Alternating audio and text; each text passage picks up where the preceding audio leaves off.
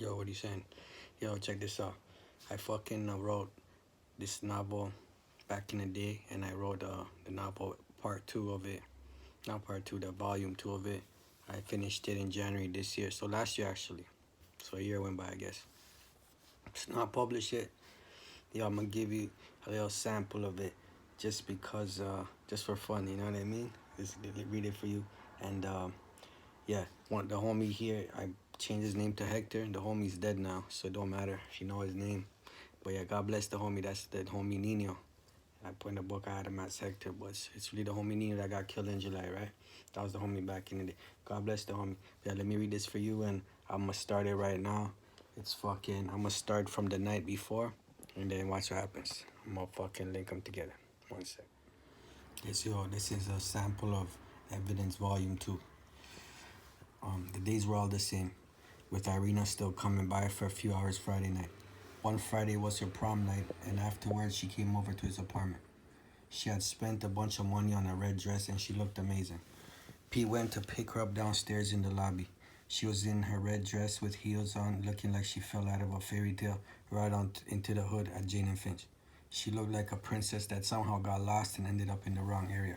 She looked really out of place as Pete grabbed her and took her upstairs. Irina looked hot, so hot, Pete's cock got hard, and he felt lucky knowing he's about to bend the young princess-looking girl over in her fancy dress. He took her to his room and bent her over in his bed. She lifted her red dress and she had some white lace panties on. Pete's cock was rock hard already as her big ass popped out the sides, and he jumped on her and slammed her up from the back. He fucked her good, and then she had to go. After dropping her off at the bus stop and going to bed late, he woke up to banging on his door a few seconds later, so it seemed. It was Saturday morning, and Pete wondered who the fuck knocked on his door that loud while looking at the time. What time is it? What the fuck, man? Thought he as he got up to answer, knowing it was early. He looked through the peephole and saw Sonny with a bunch of people he did not recognize. Pete opened the door to see what's going on, and Sonny said all excited, "We have a 28 pack." It was almost 7 in the morning, but Pete welcomed them in even though he did not know any of them besides Sonny. "Alright, come on in," he told him, so he opened the door all the way. Sonny walked in explaining they were coming from an after-hours party and handed Pete a beer. The guests said hello, and Pete welcomed them all in as well. It was two Spanish guys, one with his girl. The guys were cool and they all chilled and talked about different things while drinking in the living room. A few hours went by and Hector dropped by. They were all chilling, relaxing. Pete having a good conversation about God with one of the guys at the dining table. Sonny and the others were on the couches in the living room a few meters away when Pete heard a bottle hit the glass table. Pete looked over and saw that the other Spanish guy must have just knocked his beer over. He saw the guy looking around to see if anyone noticed, then acting like it never happened while a beer kept spilling out of the bottle, running off the coffee table onto the floor. Pete wondered if the guy was serious and if he really was going to leave it like that. So he waited 5 seconds, but the guy continued his conversation like nothing happened. "Yo, there's a mop in the closet," Pete told him normally, and went back to his conversation with the other guy. The guy that knocked the beer over was named Toon, and his name was Toon, bro. Gives a fuck. Was named Toon, and he acted like he did not hear P, but that was not possible, as P was only a few meters away. "Yo, I said there's a room in the closet," P repeated himself in a sterner voice. Toon turned towards P and said, So what you trying to say, yo?" The beer was still spilling this whole time on the floor, and P told him, "I'm telling you to go grab the broom and clean your mess up, bro. What's the problem?" P asked him calmly.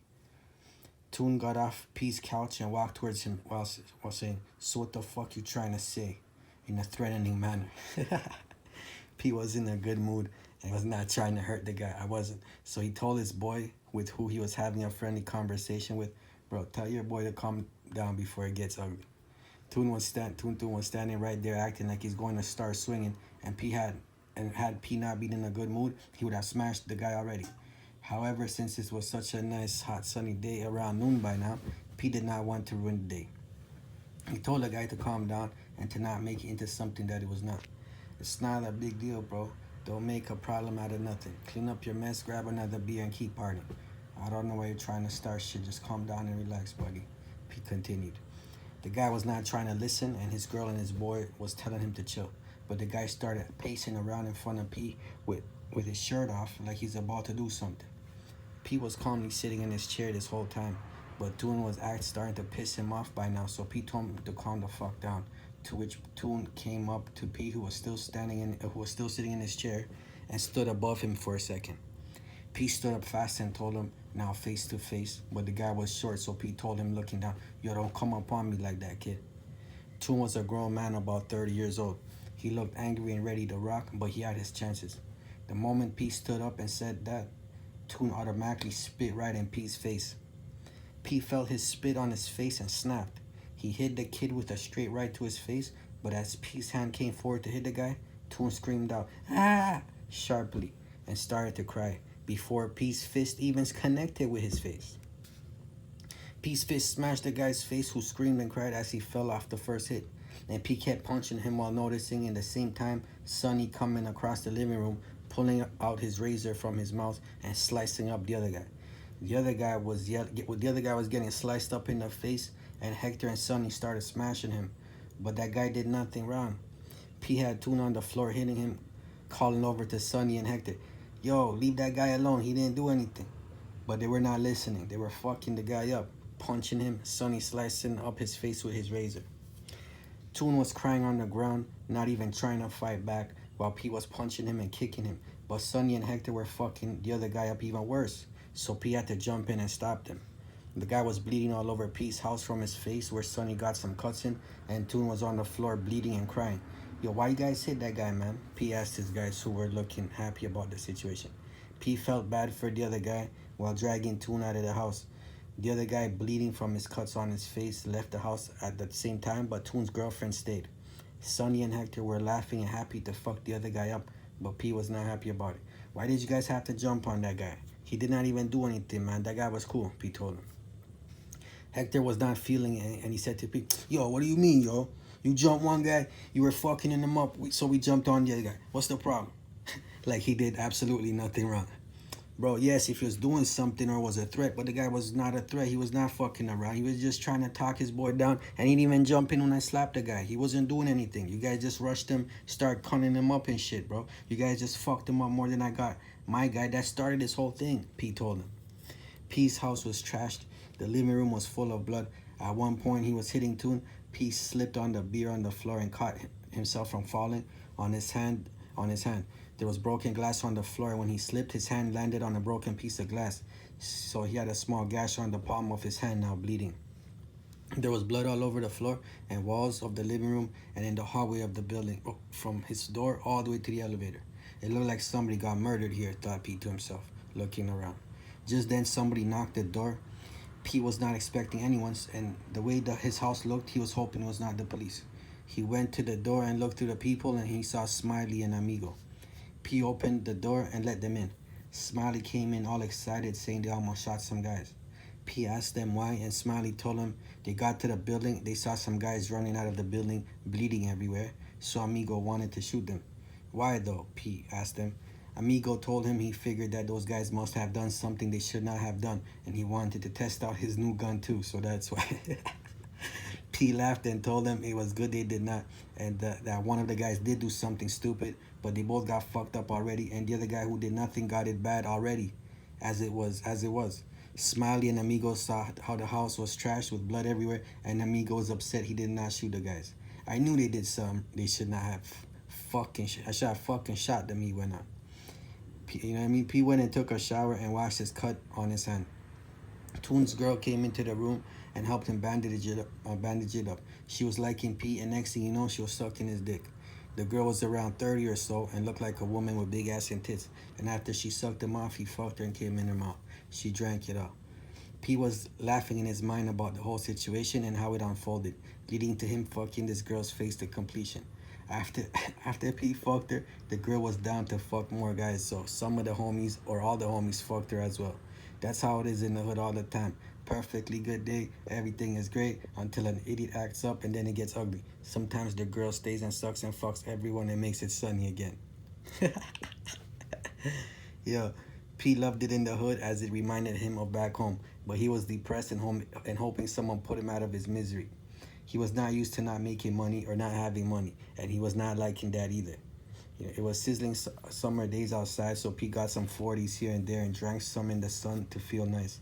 Sometimes he would chill up in the tree in front of the building and drank and smoked there. But yeah, anyways, I'll stop there. But that was when I was depressed. I moved to J&M. This was when I got out of jail 20 years ago. Nobody wants to hire you. Nothing goes how you thought it's gonna go. And I didn't want to sell drugs. I don't want to be a slave, some bullshit job. And I was like, yo, let's move there. These guys are killing each other all the time. You know what I mean? Hopefully they'll kill me too and put me out my misery. So that's why I moved there. That's when I was depressed, you know? When I got out 20 years ago, shit didn't work out, bro.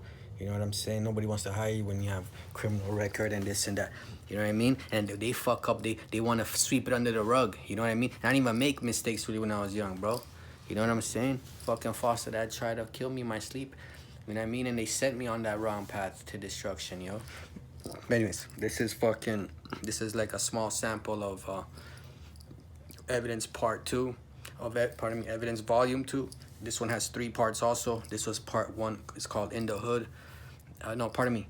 It's called New Beginning, the part 1. Part 2 is called In the Hood. And then Paradise is called, the third one is called Paradise. You know what I'm saying? And this continues off where evidence volume 1 ended when the guy gets out of jail. This continues right from there when he walked out of the West Detention Center. You know, this picks up from there, volume 2, you know? But I was reading you from part 2 of volume 2 that's called In the Hood. But yeah, this one's not published yet. You can't find it nowhere. But yeah, this shit happened. This was in Jane and Finch in the year of the gun. We had like 10 shootings a day just in my hood right there, bro. And like, yo, you know what I'm saying? Anyways, but yeah, this shit was, it's a lot of funny stories in that one chapter though, bro. You know what I'm saying? God bless that dead homie. That was Nino, you know. I had Hector, but he's dead now, so it doesn't really matter. But anyways, man, you guys have a good day, man. Bless. Let me know if you liked it, man. You know, let me know. Bless.